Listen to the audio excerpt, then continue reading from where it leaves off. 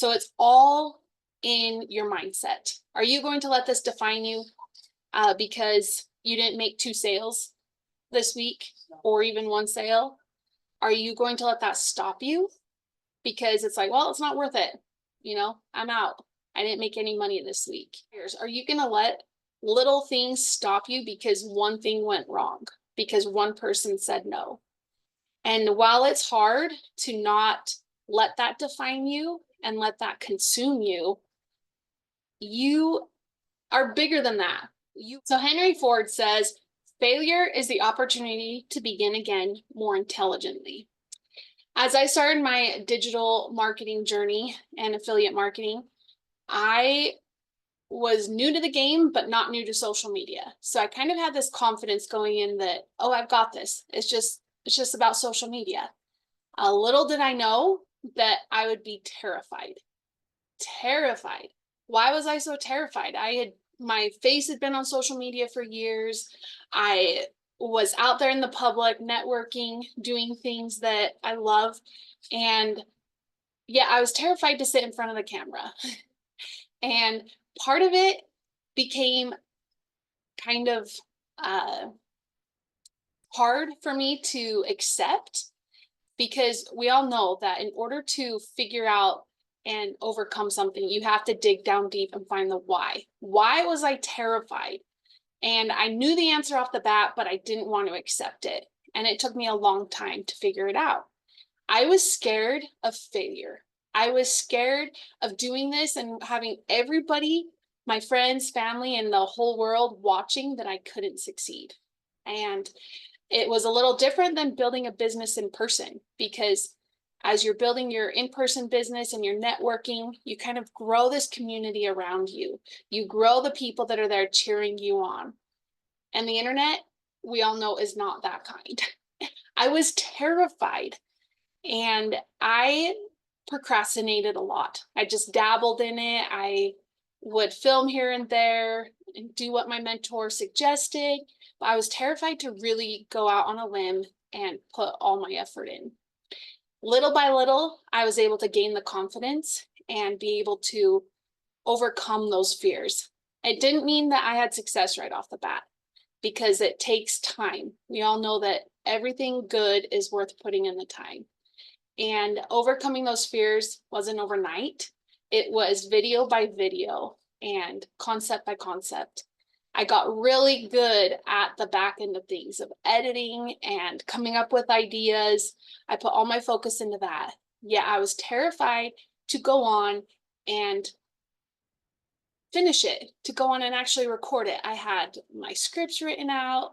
I would ask my mentor about ideas and what her thoughts were on the scripts, and it was all good feedback coming.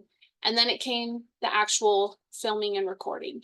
And that was tricky for me. I started doing it, and I would send out my recording to my mentors and say, can you give me critique? And they would suggest things, and I was scared to implement them. And it wasn't until, honestly, the last year, 6 months, where I finally was able to really bring those fears to surface and accept them and be able to build upon them. Because we can't let our fears drown us. A lot of people do, and that's a natural man. We want to just be like, oh, that's not comfortable, I'm done. Let's move on to something that I enjoy. Truth was, I enjoyed this, and it was a challenge that I wanted to succeed at. And so through the mastermind group that I'm a part of here at Champion Circle, I was able to bring my fears to them and have them help me dissect them and help me figure out how to move forward. I love that in Think and Grow Rich, it says, the majority of people are ready to throw their aims and purposes overboard and give up at the first sign of opposition or misfortune. A few carry on despite all opposition until they attain their goal. I want to be one of those people. I want to attain my goal. And thankfully, with the amazing people in my circle, I've slowly been able to get there. I can go faster. I sure can.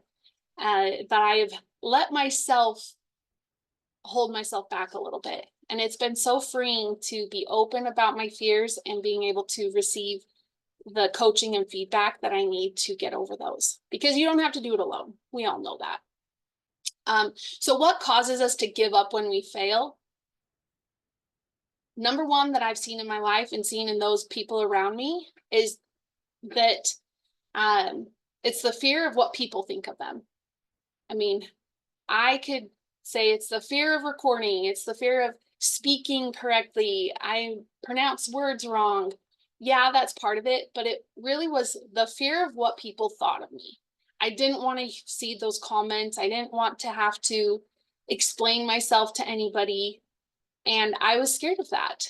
And so finally, when I was able to open up about it, I was able to dig down and see, why was I scared of what people thought of me? You know, and I didn't want them to see me as a failure. I didn't want them to think I wasn't knowledgeable. I wasn't one that they could look up to. And truth is that everybody has these fears. And the more I dove deep into learning from those who have done it, those who are in other fields even, these fears are all the same for everybody. And so digging into how they overcame these fears and what they do each time they have that fear has helped me get to where I'm at. So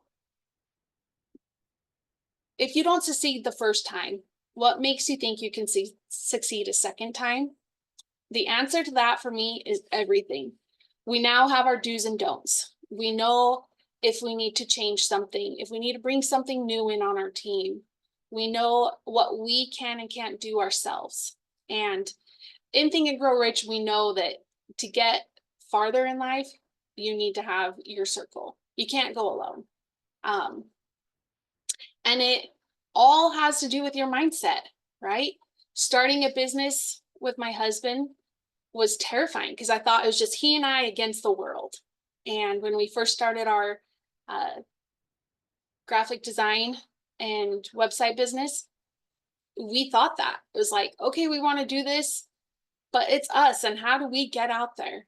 And thankfully, I had people in my life who were like, that's not how we do it. Let's help guide you. And so you do not have to do it alone. And it's a mindset that you have to get over because it is part ego and fear. So distinguishing between temporary defeat and permanent failure is crucial for success. Some say that defeat becomes failure when you don't get over it or when you allow it to even stop you. Others say that there is no such thing as failure unless you accept it as such. So it's all in your mindset. Are you going to let this define you because you didn't make 2 sales this week or even 1 sale? Are you going to let that stop you because it's like, well, it's not worth it. You know, I'm out. I didn't make any money this week. Are we going to let going after our, our dream job, our big dream, like we've learned about, our desires, are you going to let little things stop you because one thing went wrong, because one person said no? And while it's hard to not let that define you and let that consume you, you are bigger than that. You have the capability of becoming more. You are more than you think already. We all struggle with that natural man telling us, nope, you can't do this. Nope, it's not this time. It's just not in the cards for you. So you have to understand that failure is part of the success and part of the journey. And in order to become successful, you must keep trying. And trying entails both failing and succeeding. You celebrate those little wins so that it gives you the boost of confidence that you need. You celebrate the other people around you that are obtaining success because that will help you in your mindset, but also they will be there to help you.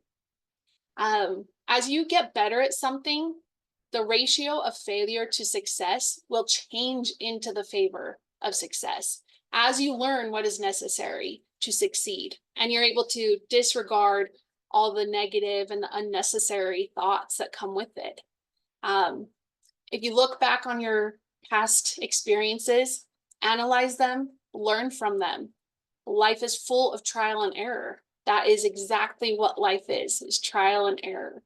And some of my greatest lessons are in those trials and the errors that I've had, but yet some of them have been the funnest because you just don't know what you're doing. And looking back, you're like, wow, that was a wild ride. I don't even know how I survived it, but look at what I learned.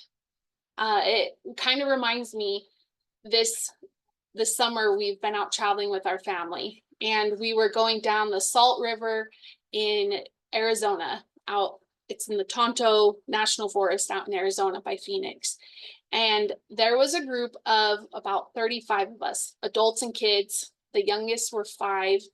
I was sharing a tube with my 7-year-old, and we get on the river, and it's really peaceful, a little bit rough, but only after about 20 feet in, we hit some rapids that you really couldn't see coming.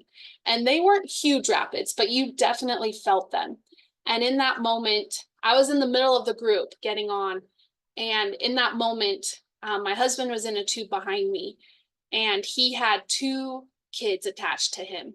So the kids kind of started freaking out, and he was trying to help them. Lo and behold, he kind of got thrown out of his tube.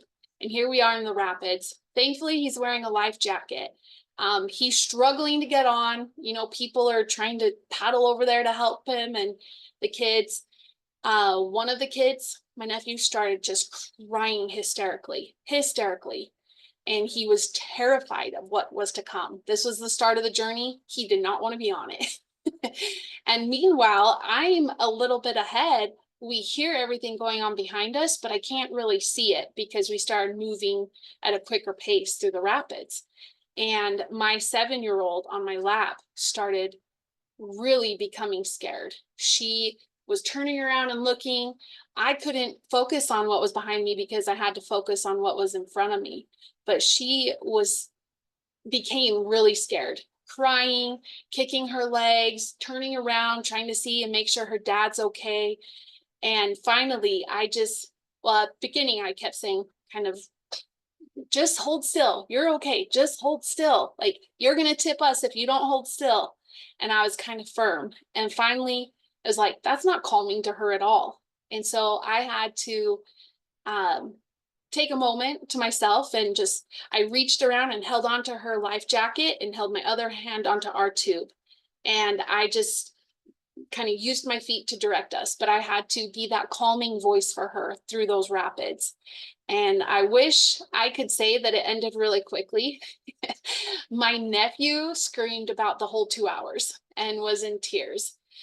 He made it through, but he was in tears. My daughter, thankfully, it lasted about 40 minutes and 2 or 3 rapids, but we floated a total of like 3.5 hours, and it became peaceful. But what was amazing to me, and I'm still not quite sure how to fit this in, but I think it does. We came through the rapids, and this river is known for having wild horses live along it. They come down in the summer to the lower levels there, and we have tried for years to be able to see these wild horses. We've talked about them. Even last spring, we went out off-roading before the rivers were high, and we're looking for them. We couldn't see them anywhere. And we came out of second or third set of rapids, and we turn a corner, and there's all these horses standing off in the distance, just peacefully in the water, drinking and eating the trees.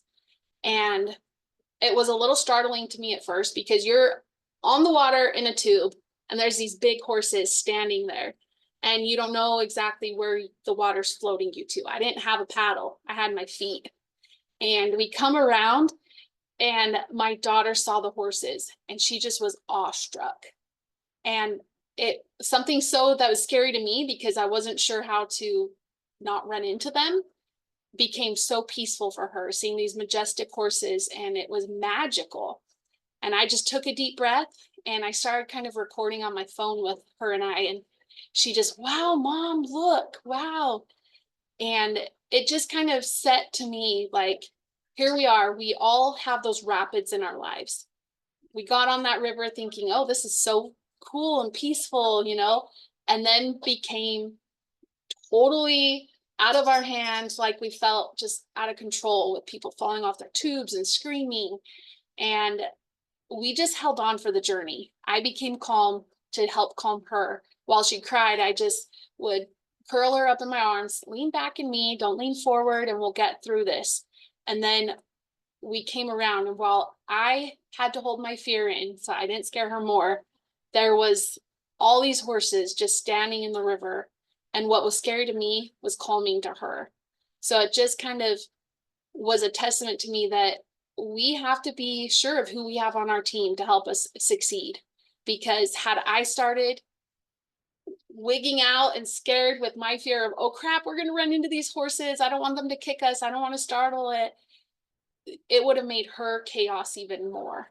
But her calming presence calmed me. It's like, she is calm and this is magical. Let me find the magic in it. And we all need those people in our life.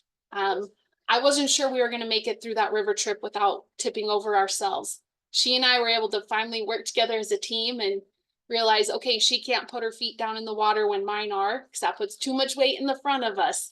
We had to figure out that balance on the tube and how to steer down this river.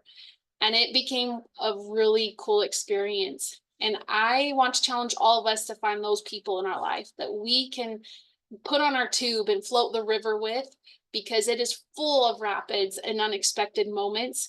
And some things that aren't my strength are somebody else's, and they'll be able to help get me through that. And it's the same for you. This quote is said on our podcasts and our trainings a lot, but I love it. It says, if you fail to plan, you plan to fail.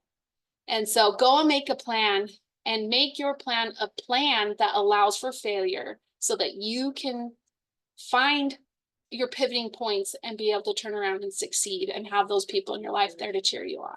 So thanks everybody, and go fail so you can succeed.